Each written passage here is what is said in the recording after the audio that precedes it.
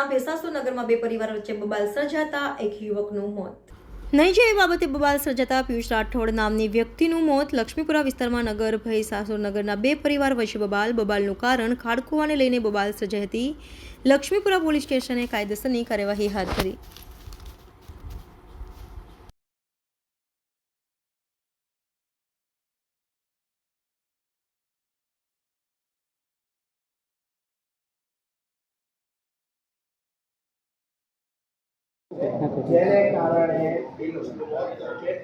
ખારકુવા મારો ટોયલેટનો ખારકુવો છે એ ભરાઈ ગયો છે અને એના કારણે પિયુષ વાત કરવા ગયો.